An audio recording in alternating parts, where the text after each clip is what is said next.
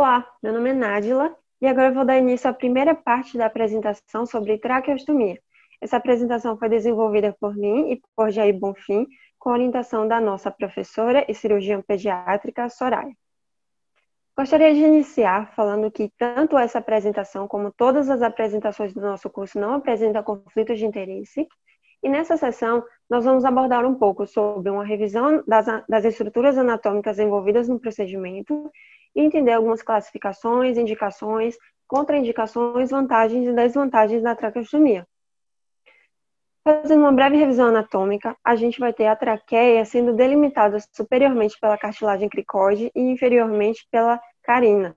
A traqueia vai ser composta de aproximadamente 18 a 22 anéis traqueais cartilaginosos semicirculares que vão envolver a traqueia anteriormente e lateralmente. Já a região entre esses anéis traqueais e a região posterior da traqueia vai ser revestido por um tecido membranoso. Em hiperextensão cervical, a gente vai ter a exposição de cerca de 50% da traqueia na região anterior do pescoço. Porém, em alguns pacientes obesos, cifóticos ou idosos, essa exposição pode ser menor.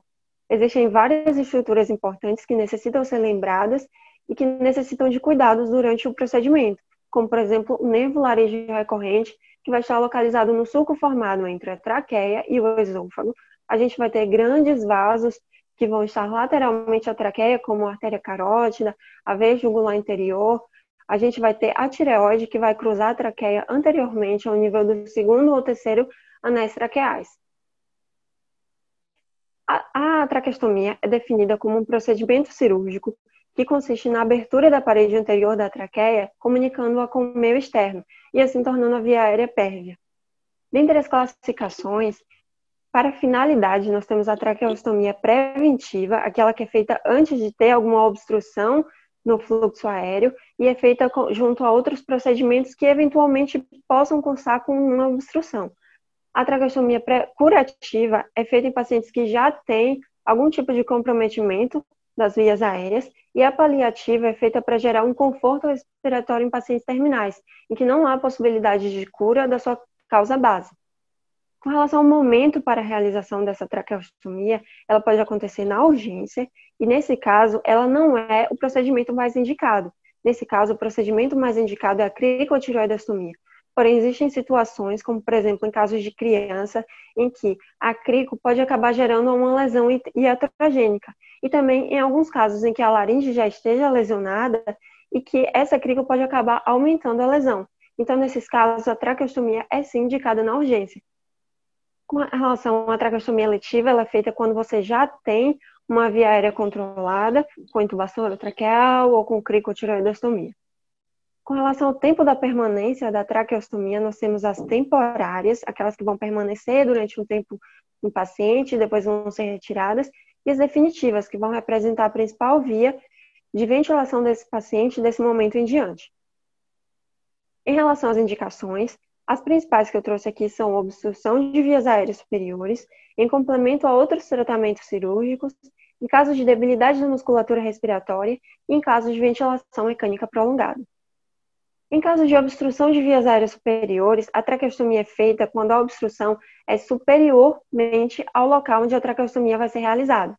Existem várias etiologias, como, por exemplo, processos inflamatórios, choques anafiláticos, queimaduras, situações em que podem gerar um edema de glote, em tumores volumosos, em laringe, faringe, esôfago, traqueia, em casos de traumatismos, anomalias congênitas, como hemangiomas, linfoangiomas, compressão extrínseca, como, por exemplo, bócios, abscessos, hematomas, em casos de paralisia bilateral das cordas vocais, estenoses e corpos estranhos laríngeos.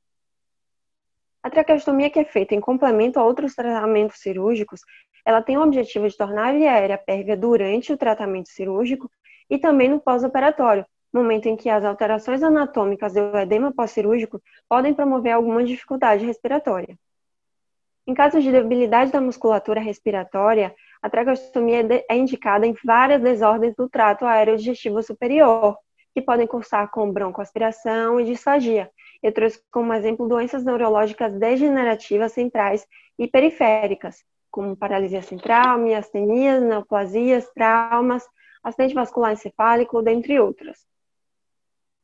Em casos de ventilação mecânica prolongada, trata-se da indicação mais comum de traqueostomia, pois intubações orotraqueais prolongadas podem gerar várias complicações. Estima-se que após o sexto dia de intubação orotraqueal, 100% dos pacientes apresentam alguma lesão aguda de laringe.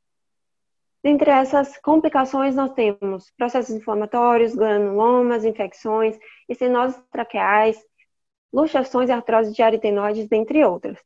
Então, se a intubação orotraqueal ela pode gerar essas complicações, qual é o momento em que você vai indicar que essa intubação seja substituída pela traqueostomia? Essa indicação é muito individualizada, porque vai levar em conta a gravidade do paciente, seu estado hemodinâmico, a sua evolução. Porém, estima-se que após o quinto ou sétimo dia em que um paciente esteja em intubação orotraqueal e que você percebe que ele vai permanecer em ventilação mecânica durante algum tempo, indica-se a traqueostomia. Em relação às contraindicações, não existem contraindicações absolutas, já que a manutenção de uma via aérea pérvia é essencial à manutenção da vida desse paciente. Só que a gente tem algumas contraindicações relativas, como, por exemplo, a presença de carcinoma laríngeo e papilomatose laríngea.